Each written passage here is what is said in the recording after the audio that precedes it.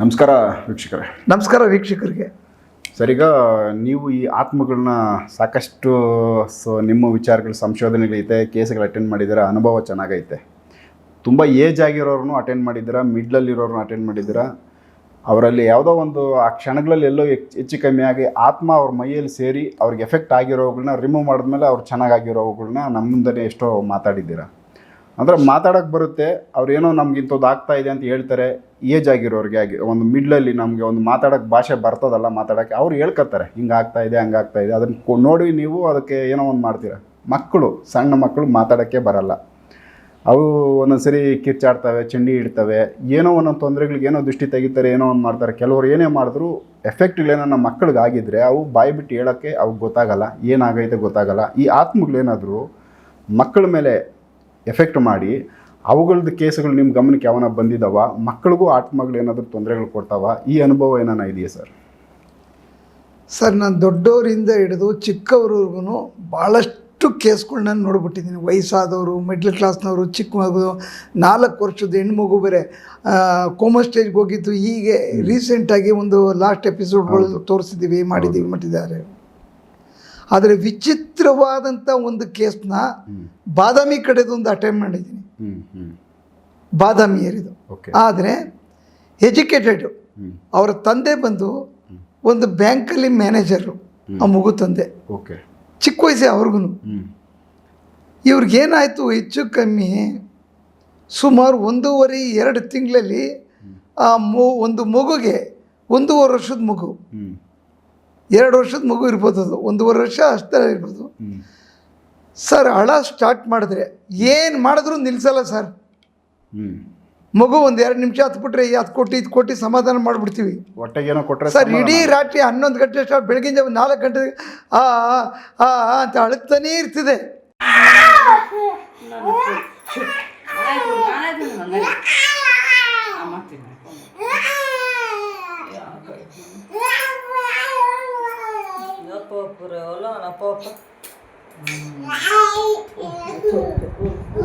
ಆ ವಿಡಿಯೋ ನೋಡೋಕ್ಕೆ ನನಗೆ ಭಯ ಆಗ್ತಿದೆ. ಸುಮಾರು 8-10 ವಿಡಿಯೋಗಳಿದ್ದಾವೆ. ನಾನು ಒಂದು ವಿಡಿಯೋ ನಿಮಗೆ ಕೊಟ್ಟಿದ್ದೀನಿ ಶಾಂಪಲ್ಗೆ. ಇಡೀ ಅವ್ರ ತಂದೆ ಕಣ್ಣಲ್ಲಿ ನೀರು ಹಾಕ್ತಾರೆ, ಇದು ಏನು ಕಾಯಿಲೆ ಅಂತ ಅಂದ್ಬಿಟ್ಟು ತಗೊಂಡೋಗಿ ಹಾಸ್ಪಿಟ್ಲಿಗೆ ಅಡ್ಮಿಟ್ ಮಾಡಿಬಿಟ್ರು. ಅಡ್ಮಿಟ್ ಮಾಡಿದ್ರೆ ಸ್ಕ್ಯಾನಿಂಗ್ ಮಾಡಿದ್ರು, ಎಲ್ಲ ಮಾಡಿದ್ರು. ಇದು ಏನು ವಿಚಿತ್ರ ಕಾಯಿಲೆ ಅಂತ ಗೊತ್ತಾಗ್ತಿಲ್ಲ. ಸ್ವಲ್ಪ 4-5 ದಿವಸ ಇಲ್ಲೇ ಅಡ್ಮಿಟ್ ಮಾಡಿ ಇನ್ನೂ ಸ್ವಲ್ಪ ಸರ್ಚ್ ನಡೀತಾ ಇದೆ.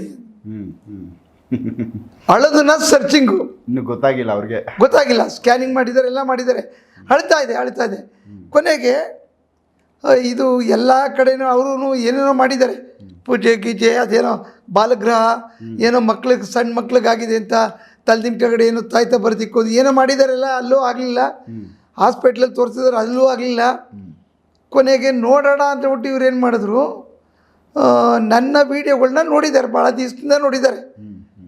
ನನಗೆ ಕೇಳಿದ್ರು, ಹಿಂಗಿದೆ ಸರ್, ಹಿಂಗಿದೆ ಅಂದರೆ. ಮಗುಗೆ ಏನಾದ್ರು ತೊಂದರೆಗಳು ಈ ಥರ ಬರ್ಬೋದಾ ಸರ್ ಅಂದರೆ. ಸರ್, ಖಂಡಿತ ಬರುತ್ತೆ. ನೋಡಿ, ಮೈಸೂರ್ದು ಒಂದು ಎಪಿಸೋಡ್ ಅಟೆಂಡ್ ಮಾಡಿದ್ದೀನಿ. 4 ವರ್ಷದ ಮಗುಗೆ ಕೋಮಾ ಸ್ಟೇಜ್ಗೆ ಹೋಗಿದ್ದು, ಈಚೆಗೆ ಬಂದಿದೆ. ಡಾಕ್ಟ್ರು ಇನ್ನೂ 4-5 ದಿವಸ ಕಾಯ್ಬೇಕು ಸರ್. ಡಾಕ್ಟ್ರು ನಮಗೂ ಅದೇ ಥರ ಹೇಳ್ತಾವ್ರೆ, 3-4 ದಿವಸ ವೆಯ್ಟ್ ಮಾಡಿ, ಇದು ಏನು ಕಾಯಿಲೆ ಅಂತ ನಮಗೂ ಗೊತ್ತಾಗ್ತಿಲ್ಲ. ಅಳ್ತಾನೆ ಇರ್ತೀವಿ ಸುಮ್ಮನೆ. ಆ ಗಂಟ್ಲು ವಾಯ್ಸು ಆ ಎಳೆ ಮಗು ವಾಯ್ಸ್ ಥರ ಇಲ್ಲ, ದೊಡ್ಡವ್ರ ಥರ ಚೇಂಜ್ ಆಗಿಬಿಟ್ಟಿದೆ. ಹತ್ತು ರಫ್ನೆಸ್ ರಫ್ ಆಗಿದೆ.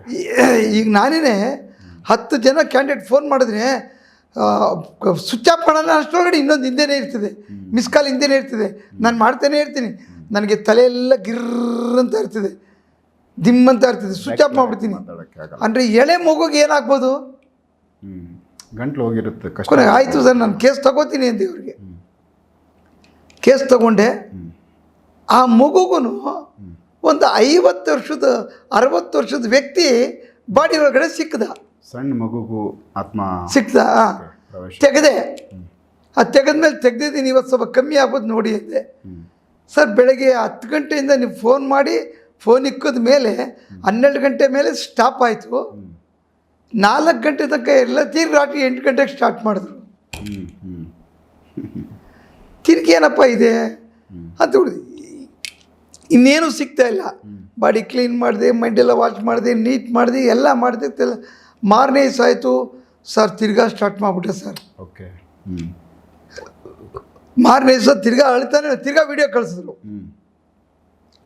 ತಿರ್ಗಾ ಅಳ್ತಾ ಇರೋದು ಇವ್ರು, ಅಳಂಗೆಲ್ಲ ವಿಡಿಯೋ ಮಾಡೋದು ಕಳಿಸೋದು ಇವರು. ಸುಮಾರು 7-8 ವಿಡಿಯೋ ಇದೆ. 3-4 ಸಲ ನಾನು ತಲೆ ಕೆಡಿಸ್ಕೊಂಡ್ಬಿಟ್ಟೆ. ದೊಡ್ಡವ್ರಿಗೆ ಅಟೆಂಡ್ ಮಾಡ್ದಂಗೆ ಈ ಮಗುಗೆ ಅಕ್ಕಪಕ್ಕದಲ್ಲಿ ಯಾರಾದರೂ ಇದ್ದಾರಾ ಪ್ರತಿಯೊಂದು ಚೆಕ್ ಮಾಡ್ತಾಯಿದ್ದೆ. ಆ ಟೈಮ್ಗೆ ನನಗೆ ಯಾವುದೂ ಕಣ್ಣಿಗೆ ಬೀಳಲಿಲ್ಲ. ಇವ್ರು ಮಾತಾಡ್ತಾ ಒಂದು ಮಾತಾಡಿದ್ರು, ಸರ್ ನಾವು ಹತ್ರ ಹೋದ ತಕ್ಷಣ ಅಳಕ್ಕೆ ಶುರು ಮಾಡ್ತಾನೆ ಸರ್, ನಮ್ಗೆ ಏನಂತ ಅರ್ಥ ಆಗ್ತಾಯಿಲ್ಲ ಸರ್ ಇದು ಅಂತ. ಆ ಮಗು ಅಕ್ಕಪಕ್ಕದಲ್ಲಿ ಯಾರಿದ್ದಾರೆ ಸರ್? ನನ್ನ ಮಿಸಸ್ಸೇ ಇದ್ದಾಳೆ, ನಾನು ಡ್ಯೂಟಿಗೆ ಬಂದ್ಬಿಡ್ತೀನಿ ಸರ್ ಅಂದರು. ನೀವೇನು ಕೆಲಸ ಮಾಡೋದು? ನಾನು ಬ್ಯಾಂಕ್ ಮ್ಯಾನೇಜರ್ ಸರ್ ಅಂದರು. ಕೊನೆಗೆ ನಿಮ್ಮ ಮಿಸಸ್ ಒಂದು ಸರಿ ಫೋಟೋ ಕಳಿಸ್ತೀರಾ ಅಂದೆ. ಆಯಿತು ಸರ್ ಅಂತ ಕಳಿಸಿದ್ರು. ಸರ್ 100% ನಿಮ್ಮ ಮಿಸಸ್ಗೆ ನೆಗೆಟಿವ್ ಇದೆ ಇದೆ ಸರ್, ಇಮ್ಮಿಡಿಯೇಟ್ ತೆಗೆದುಬಿಡಿ ಸರ್ ದಯವಿಟ್ಟು. ಅವ್ರಿಗೆ ಮಗು ಚೆನ್ನಾಗಾಗಬೇಕು. ಇಲ್ಲ ಹೆಂಡ್ತಿಗೆ ನೆಗೆಟಿವ್, ಇನ್ನೊಂದು ಮತ್ತೊಂದು, ದುಡ್ಡು ಕಾಸು ಅವ್ರು ಏನೂ ಯೋಚನೆ ಮಾಡಲಿಲ್ಲ. ಸರ್ ತೆಗೆದು ರಿಮೂವ್ ಮಾಡಿ ಸರ್ ಅಂದರು. ಅವತ್ತು ಫೋಟೋ ತೊಗೊಂಡೆ, ಆ ಎಮ್ಮನ್ನ ಅಟೆಂಡ್ ಮಾಡಿದೆ. ಸೆಕೆಂಡ್ ಡೇ ಆ ಎಮ್ಮನ ಮುಖನೂ ಚೇಂಜ್ ಆಗಿಬಿಡ್ತು. ಆವತ್ತು ರಾತ್ರಿ ರಾತ್ರಿ 10:30 ತನಕ ಮಗು ಅಳ್ತಾ ಇದೆ. 11 ಗಂಟೆ ರಾತ್ರಿಗೆ ಅವ್ರ ತಾಯಿ ಬಾಡಿಲಿ ಇದ್ದಿದ್ದು ನೆಗೆಟಿವ್ ತೆಗೆದೆ. ಬೆಳಗ್ಗೆ 5 ಗಂಟೆ ತನಕನೂ ಆರಾಮಾಗಿ ನಿದ್ದೆ ಮಾಡಿದೆ ಮಗು. ಅಂದರೆ ತಾಯಿ ಬಾಡಿಲಿರ್ತಕ್ಕಂಥ ಆತ್ಮದಿಂದ ತೊಂದರೆ ಆಗ್ತಾಯಿತ್ತು ಅಂತ ನಮ್ಮ ಲೆಕ್ಕಾಚಾರ ಇತ್ತು. ಸೊ ಸ್ಟಾಪ್ ಆಯ್ತಲ್ಲ. ಇದು ತೆಗೆದ ತಕ್ಷಣ ಬೆಳಗ್ಗೆ ಮತ್ತೆ ಬೆಳಗ್ಗೆ ಇವರು ಬ್ಯಾಂಕ್ ಹೋಗೋ ಟೈಮ್ಗೆ 8:30-9 ಗಂಟೆಗೆ ಮತ್ತೆ ಸ್ಟಾರ್ಟ್ ಮಾಡ್ದ. ಸರ್ ಇದು ಹೆಂಗಿದೆ ಇದೆ ಹೇಳೋರಿಗೆ ಕತೆ ಹೇಳ್ತವ್ರ, ಏನು ಹೇಳ್ತವ್ರ ಸರ್? ರಿಯಾಲಿಟಿ. ಅವ್ರ ತಂದೆ ಇವತ್ತು ಮಾತಾಡ್ತಾ ಇದ್ರು, ಇವತ್ತು 2ನೇ ತಾರೀಕು 2-3 ಸಾವಿರ ರಜೆ ಆಯ್ತು, ಬ್ಯಾಂಕಲ್ಲಿ ಫುಲ್ ಬ್ಯುಸಿ ಇದ್ದಾರೆ ಪಾಪ. ಇಲ್ಲಾಂದರೆ ಸರ್ 100% ನಾನು ಮಾತಾಡ್ಬೇಕು ನಿಮ್ಮ ಯೂಟ್ಯೂಬ್ನಲ್ಲಿ ಅಂತ ಹೇಳಿದರು. ನೆಕ್ಸ್ಟ್ ಒಂದು ದಿವಸ ಮಾತಾಡಿಸ್ತೀನಿ ಅವ್ರ ಕೈಲಿ. ಸೊ ಅವಾಗ ತಿರ್ಗಾ ಸ್ಟಾರ್ಟ್ ಆಯಿತು. ತಿರ್ಗಾ ವಿಡಿಯೋ ಕಳಿಸಿದ್ರು. ಅಯ್ಯೋ ಇಸ್ಕೆ ತಾಯಿಗೆ ತೆಗೆದ ಮೇಲೆ ತಿರ್ಗಾ ಬಂತಲ್ಲ ಅಂತ. ಅಂದರೆ ಎಷ್ಟು ಗಂಟೆಗೆ ಸ್ಟಾರ್ಟ್ ಆಗಿ ಇವರು ವಿಡಿಯೋ ಕಳಿಸ್ಬಿಡೋರು, ಸುಮ್ಮನೆ ಆಗ್ತಿದ್ರು. ಎಷ್ಟು ಗಂಟೆಗೆ ಸ್ಟಾರ್ಟ್ ಆಯಿತು ಅಂದೆ. ಸರ್ 7:30 ರಾತ್ರಿ ಎಲ್ಲ ಚೆನ್ನಾಗಿ ನಿದ್ದೆ ಮಾಡಿದ್ದಾನೆ. 7:45 ಹಾಲು ಕೊಡೋ ಟೈಮಲ್ಲಿ ಸ್ಟಾರ್ಟ್ ಮಾಡಿದ್ದಾನೆ ಕರೆಕ್ಟಾಗಿ. ನಾನೇನು ಮಾಡಿದೆ, ನಾನು ಸ್ವಲ್ಪ ಟೆಕ್ನಿಕಲ್ ಆಗಿ ಉಪಯೋಗಿಸ್ಬಿಟ್ಟು ಏನು ಮಾಡಿದೆ, 7:15-7:30ಗೆ ಮುಗಿದು ಅಳಕ್ಕೆ ಸ್ಟಾರ್ಟ್ ಆಯಿತು ಅಂದರು. ನಾನೇನು ಮಾಡಿದೆ, ಸಮಾಧಿಗೆ ಹೋದೇನು ಮಾಡಿದೆ, ಹಿಂದಕ್ಕೆ ಹೋಗಿ 6 ಗಂಟೆಗೆ ನಿಂತ್ಕೊಂಡೆ. 7:15 ಗಂಟೆಗೆ ಯಾರು ಬರ್ತಾರೆ ನೋಡ್ಬೇಕಲ್ಲ. ಓಕೆ, ಇದು ಹಿಂಗೂ ಹಿಂದೆ ರಿವರ್ಸ್ ಹೋಗ್ಬೋದು. ರಿವರ್ಸ್ ಹೋದೆ. ಓಕೆ, ವಿಚಿತ್ರವಾದ ಕೇಸ್ ಸರ್ ಇದು. ನನಗೆ ಸುಮಾರು ಪಾಠ ಕಲಿಸ್ಬಿಡ್ತೀವಿ ಈ ಕೇಸ್ ಇದು. ಹಿಂದಕ್ಕೆ ಹೋದೆ, ಕರೆಕ್ಟಾಗಿ 7:15ಗೆ ಒಂದು ಹೆಂಗಸ್ ಬಂದ್ಲು. ಆ ಮಗುಗೆ ಗಿಂಡ್ತಾವಳೆ. ಓಕೆ, ಇವರ ಹೆಂಡತಿ ಪಕ್ಕದಲ್ಲಿದ್ದಂಥ ಒಂದು ಆತ್ಮ ಈ ಮಗುನ ಅಳಿಸ್ತಾ ಇದೆ. ಅದು ಒಳ್ಳೇದು ಕಳಿಸ್ತಾ ಇದೆಯೋ ಕೆಟ್ಟದ್ದು ಕಳಿಸ್ತಾ ಇದೆ ಗೊತ್ತಿಲ್ಲ. ಅದು ವಯಸ್ಸಾಗಿರ್ತಕ್ಕಂಥ ಒಂದು ಹೆಂಗಸು. ಅಂದರೆ ಆ ಮಗುನ ನೋಡಿ ಇಷ್ಟ ಆಗಿ ಆ ಮಗುನ ಅಳಿಸ್ತಾ ಇದೆಯೋ ಇಲ್ಲ ಮಗುಗೆ ಹಿಂಸೆ ಕೊಡ್ಬೇಕಂತ ಅಳಿಸ್ತಾ ಇದೆಯೋ ಗೊತ್ತಿಲ್ಲ. ಇವ್ರ ತಾಯಿಯಿಂದ ಬಾಡಿಯಿಂದ ಹೊರಗಡೆ ಇರ್ತಕ್ಕಂಥದ್ದು ಈ ಮಗು ಎತ್ಕೊಂಡಾಗ ಅದಕ್ಕೆ ಗಿಲ್ತಾ ಇತ್ತು. ಈಗ ಈ ಅಮ್ಮ ಹತ್ರ ಬಂದಾಗ ಗಿಲ್ತಾ ಇತ್ತು. ಆವಾಗ ಇವನು ಅಳಕ್ಕೆ ಶುರು ಮಾಡ್ತಾ ಇದ್ದ. ಇದು ಸ್ಕ್ಯಾನಿಂಗೂ ಸಿಗಲ್ಲ, MRI ಸ್ಕ್ಯಾನಿಂಗೂ ಸಿಗಲ್ಲ. ಆದರೆ ನಾನು ಹಿಂದೆ ಬಂದಾಗ ಸ್ಕ್ಯಾನಿಂಗ್ ತಗಲಾಕೋತು, ಹಿಡ್ದಾಕ್ತೆ. ಸರ್ ಇವತ್ತಿಗೆ ಹೆಚ್ಚು ಕಮ್ಮಿ 13-14 ದಿನ ಆಯಿತು. ನಾನು ಹೇಳಿದೆ ಅವ್ನು ಮೂಡ್ ಚೇಂಜ್ ಮಾಡೋಕ್ಕೆ ಏನಾದರೂ ಕಾರು ಇದನ್ನು ತಂದುಕೊಡಿ ಅನ್ನೋದು ಎಲ್ಲ ಹೇಳಿದೆ. ನಾನು ಏನೇನು ಹೇಳಿದ್ದೀನಿ ಎಲ್ಲ ತಂದು ತುಂಬಿಟ್ಟವ್ರಂತೆ ಮನೇಲಿ. ಸರ್ ಅದು 13-14 ದಿನ ಆಗಿದೆ ಸರ್, ಒಂದು ಚೂರು ಹತ್ತಿಲ್ಲ. ನನಗದು ಮಿರಾಕಲ್ ರಿಸಲ್ಟ್ ಇದು. ತುಂಬ ಇದು ಯಾಕಂದರೆ ಮಕ್ಕಳ ಕೇಸು ಸಾಮಾನ್ಯವಾಗಿ ಇದು ಗೊತ್ತೂ ಆಗಲ್ಲ, ಮಕ್ಕಳು ಬಾಯಿ ಬಿಟ್ಟು ಹೇಳೋಕ್ಕಾಗಲ್ಲ, ಅಳ್ತಾ ಇರ್ತವೆ. ಏನು ಕಳ್ತಾವೆ ಕಂಡುಹಿಡಿಯೋದು ಕಷ್ಟ ಇದೆ. ಡಾಕ್ಟ್ರುಗಳು ಕೂಡ ಫೇಲ್ಯೂರ್ ಆಗಿದ್ದಾರಲ್ಲ. ತುಂಬ ವಿಚಿತ್ರವಾದ ಕೇಸ್ ಇದು. ಮಿರಾಕಲ್ ರಿಸಲ್ಟ್ ಇದು. ತುಂಬ ನನಗೆ ಎಕ್ಸ್ಪೀರಿಯನ್ಸ್ ಇದು.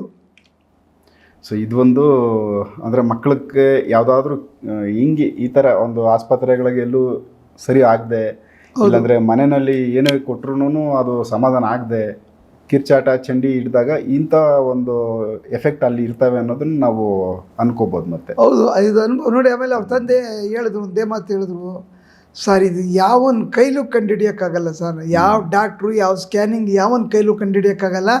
ಇದ್ರ ಬಗ್ಗೆ ನಿಮ್ಮ ಬಗ್ಗೆ ನಾನು ಮಾತಾಡಬೇಕು ನಾನು ಯೂಟ್ಯೂಬ್ನಲ್ಲಿ ಅಂತ ಭಾಳ ಆಸೆ ಆಗಿದ್ರು. ಅವರು ತುಂಬ ಟೈಟ್ ಇದೆ ಸರ್ ಇವತ್ತು ನನಗೆ ಬ್ಯಾಂಕಲ್ಲಿ 2-3 ದಿವಸ ರಜೆಗಳು ಬಂದ್ಬಿಡ್ತು, ಅದರಿಂದ ನನಗೆ ಭಾಳ ಕೆಲಸ ಇದೆ. ನಾನು ಇನ್ನೊಂದು ದಿವಸ ಖಂಡಿತವಾಗ್ಲೂ ನಿಮ್ಮ ಯೂಟ್ಯೂಬ್ನಾಗ ಮಾತಾಡ್ಬೇಕು, ನಾನು ನಿಮ್ಮ ಬಗ್ಗೆ ಮಾತಾಡ್ಬೇಕು, ನನ್ನ ಮಗನ ಬಗ್ಗೆ ಬಿಡಿ, ನಿಮ್ಮ ಬಗ್ಗೆ ನಾನು ಮಾತಾಡ್ಬೇಕಂತ ಭಾಳ ಖುಷಿಯಾಗಿದ್ರು. ಆದರೆ ನೋಡೋಣ ಮುಂದೆ ಯಾವ ಥರ ಮಾತಾಡ್ಸೋಣ ಅಂದ್ಬಿಟ್ಟು ನಾನು ಸುಮ್ಮನೆ ಆಗ್ಬಿಟ್ಟೆ. ಅವ್ರ ಕಡೆ ಇನ್ನೂ ಸುಮಾರು ಕೇಸ್ಗಳಿದೆ ಸರ್, ದಯವಿಟ್ಟು ನನಗೆ ಅಟೆಂಡ್ ಮಾಡಿಕೊಡ್ಬೇಕು ಅಂತ ಪಾಪ ರಿಕ್ವೆಸ್ಟ್ ಮಾಡಿದ್ದಾರೆ. ಅವರು ಪೆಂಡಿಂಗಲ್ಲಿ ಅವ್ರ ಕಡೆ ಇನ್ನೂ 3-4 ಕೇಸ್ಗಳಿದ್ದಾವೆ, ಅಟೆಂಡ್ ಮಾಡಿಕೊಡ್ಬೇಕು. ನೆಕ್ಸ್ಟ್ ಮಾತಾಡಿಸ್ತೀನಿ ಅವ್ರ ಕೈಲಿ, ಮಾತಾಡೋಣ.